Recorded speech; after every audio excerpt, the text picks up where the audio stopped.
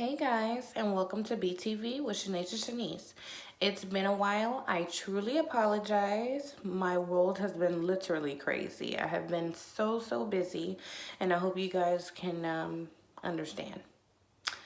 So today's topic is going to be about self-love.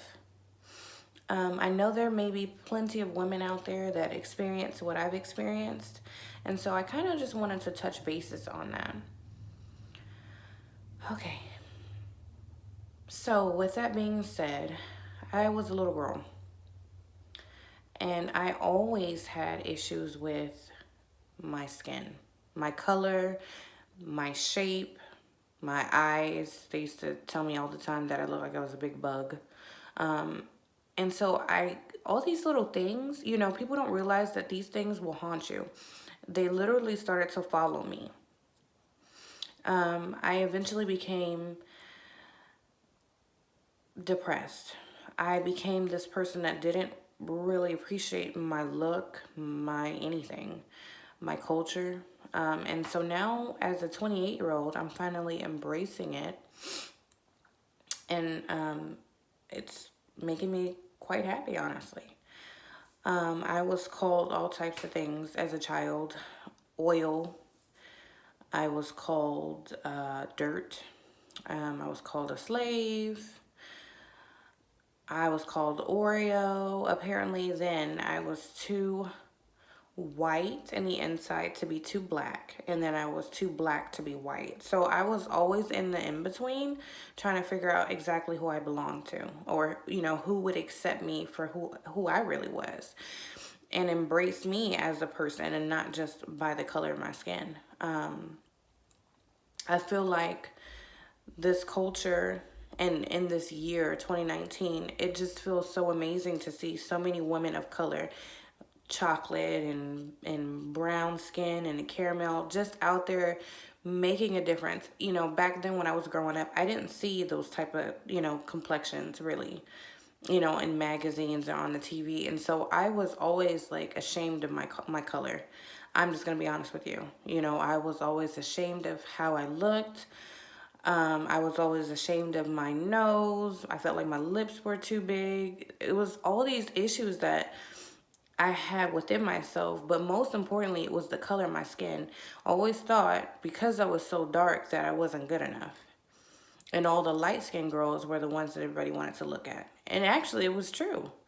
A lot of people really didn't care to, really give me the time of day. So now, being a grown adult, 28 years old, I've learned to really, truly embrace my color. I've learned to truly embrace who I am. And I just really hope that other women are feeling the same way. I'm coming and reaching out and speaking on this simply because I know I can't be alone. I know that there's been times other people have felt these same things. And I just feel like, with entertainment and everything, there's this particular way that everybody thinks they're supposed to look with the nice butt and the no stomach and the big breast and, the nice thighs. And there's all this stereotype, type stuff, and sometimes even me, I'm like, dang, all right, she look good, and I'm like, well, she had help, cosmetic help, which is fine. There's nothing wrong with that, baby. I'm not gonna knock you. But, it's not for everybody. And you just have to learn to embrace who you are and what God gave you. And not let it really bring you down, because if nobody else is gonna love you, you will. And so you have to uplift yourself and love you for you. And everything else will come. So let's just, all, first of all, embrace each other. We need to stop looking down on each other, and we need to just kind of lift each other up. I'm a feminist at heart, and I stand firmly behind that. And I think that a lot of women fail to realize that we're still considered, living in a world that's ran by men. And so I'm never going to be the woman that's like, ooh, sister, you shouldn't have done that. Or, ooh, she thinks she's cute. Blah, blah. I don't have time for that. You could be a queen if you're black, white, Hispanic, Asian, Vietnamese, Chinese, Korean, there's all these cultures, and let's be realistic. Nowadays, we're all so mixed up that you don't even know who you're talking to. You may, oh, she black, but she's this, and this. You know, we have to just embrace each other and lift each other up, not bring each other down. Because it's already a man's world, at least that's what they think. And it's our job to inform each other and love each other and put each other up there. Because once one woman makes it, that gives us the chance. It gives other women a chance. We can all do it. You know, if there's one person that's like, oh, I did that, that makes it easier for the rest of us. You know, we just need to uplift each other and love one another. Life is way too short, and you have to love the body that you were given. You can change it. That's fine, but you've got to be satisfied eventually. You know, with who you are and what you are, and just embrace everything about it.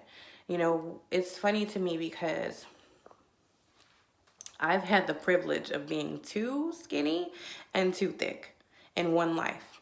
That sounds strange, but baby, when I tell you it's the truth, honey, it's the truth. I was way too skinny. I mean, I was pretty much like a pole, and now I'm way too thick, and I don't know what to do with what's going on back there.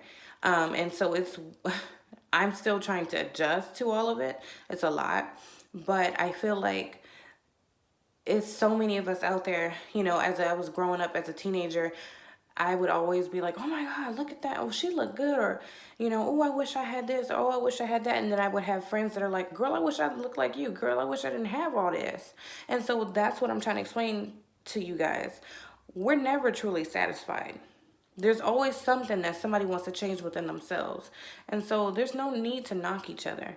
Bring each other up. Lift each other up. Not bring each other down.